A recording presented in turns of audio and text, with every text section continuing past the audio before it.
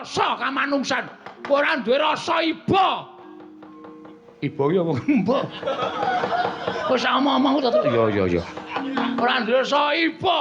Ora duwe rasa mesake karo sak pepadane. Ora memelas karo sapa bojone jan Sembadra. Oh penyakit ora. Wagu kowe nek carane kaya ngono wis pinter sandha langit ayu nganti lemeran kaya ngono.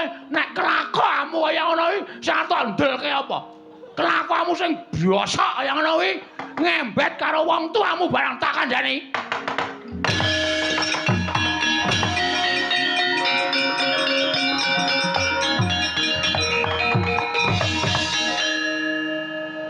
Nanti kentekan kata-kata ya aku tuh. Wis ora apa-apa, mlayu wis mlayu. Wis, aja. Kacune tiba ya wis ben. Amin kacune tiba. Arep pengen ngambu kacune wong ayu, wis rasa diambu ora. Wong lu kok diambu ora. Banowati. Banowati. Aja mlayu kowe, aku sing arep ngadili karo kowe.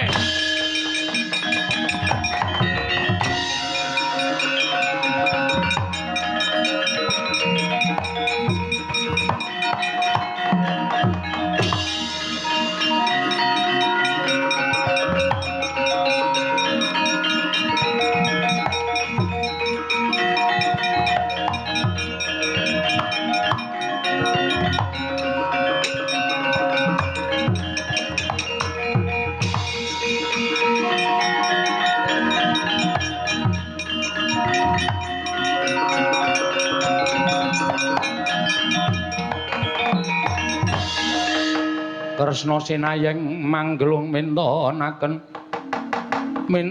tiwi kramanira kang kumitir tara apa jugar Yai ya aku wis jugar mbok jugarake siadi tapa ngupaya apa entuk sasmita kudu ngupaya kanugrahan marakake tampan ana iki paringening Sang Asih Prana ya Sang Hyang Padawenang iki wis pun Kakang Gawa. Wujude apa? Wahyu kaprajuritan Tampanana Werkudara.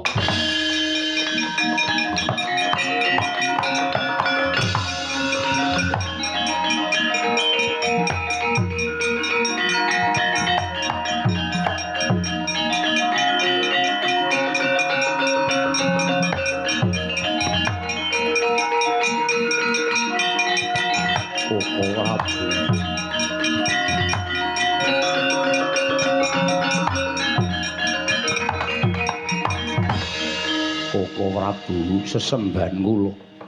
Koko Prabu pengayoman kula. Lho iki Janaka kok teka-teka nglumpruk iki ngapa?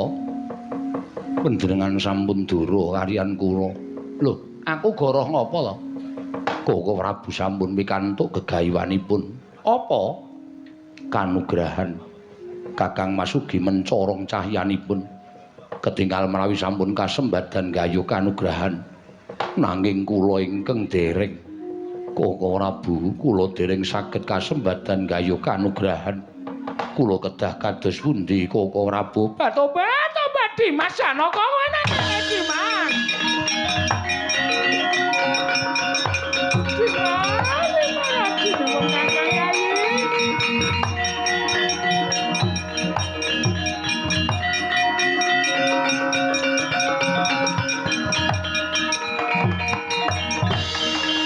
Janaka Batobat Dimas. Pun Kakang Dioyaya wujuding gajah, pun Kakang Dioyaya wujuding Dwi Bangga Batobat Dimas Arjuna, aku tulungono Dimas. Lah kuwi wis entuk wahyu ngono kok Janaka. Wahyu Drampa. Wah. Jlamprone omongan glece sak penake dhewe.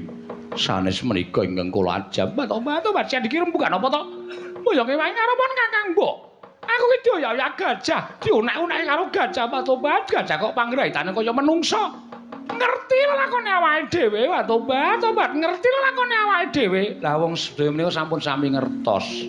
Panjenengan kaliyan Janaka menika wonten sambetan menika sedaya sampun sami prisa.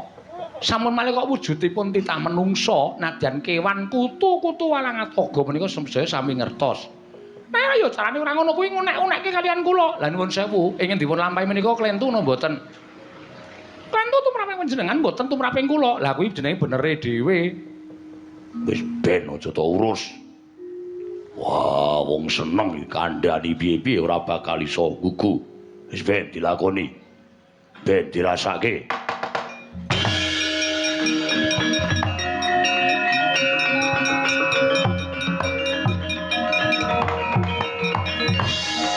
Supe Sang Banowati. Nalika semanten supe lamun wis kedunungan kanugrahan. Mboten kenging cecaketan kaliyan priya. Laminipun kawandasa dalu, kawandasa dinten. Parandene dipun merat Sang Arjuna ngrangkul lungayaning Sang Janaka. Oncat wahyu manjing angganing Janaka.